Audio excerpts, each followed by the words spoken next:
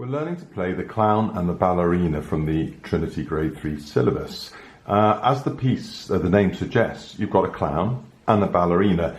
So in the first section, I think it's fairly obvious that we are listening to a ballerina dancing. And then on the third line, we're hearing the clown trying to imitate the ballerina. It even says in the first section, it says graceful and elegant, and the speed is 168, which is going to be this.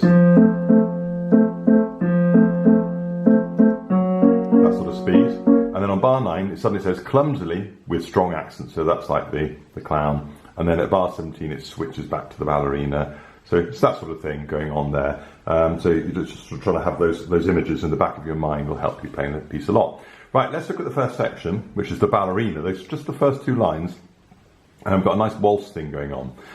We have we're in F major. We have one flat, so there we go, F major.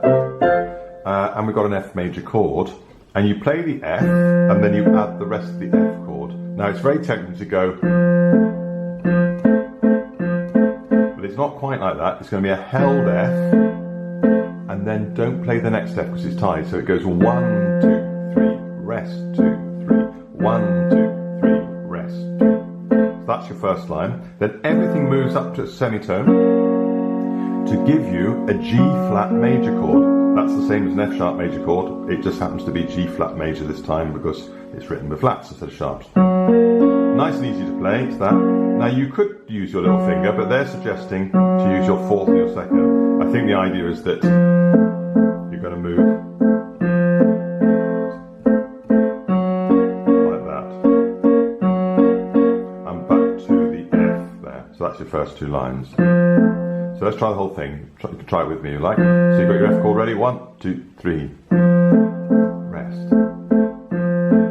Rest. 4. Rest. 4. Rest. And back. So I've just stopped on the beginning of bar 9. Right. The tune. Thumb on A. And you hold, it's a whole bar long. So you're going 1, 2, 3, then C, 2, 3. 1, 2, 3, C.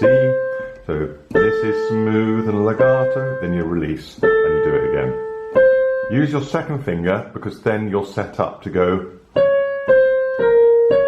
If you have your third finger, it is possible, but you've got a lot of reaching to do. So 3 on the D flat, C, B flat because the key signature, and back to the D flat. And then you reach up to B flat up here and walk down all 3 black notes. Thumb on C. With an accent on it and hold, and then D flat, and then next line F, like that.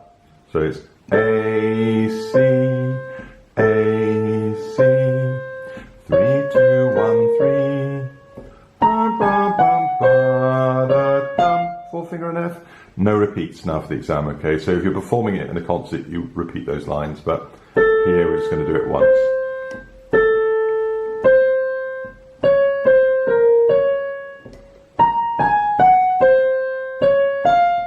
So I'm going to put that all together.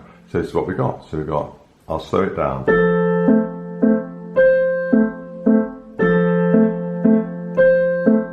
So just before we go on, can you see, this all starts together, 2 chords, but then this comes, but no bass note, the bass note's still held. Together, right. Together, right. Together, right. Together, F. Okay, and that's your first section. So lots of work on that. I'll do it once more for you. 1, 2, 3.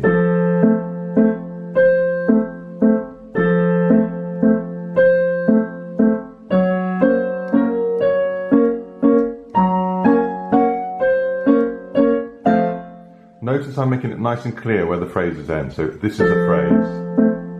Then I lift.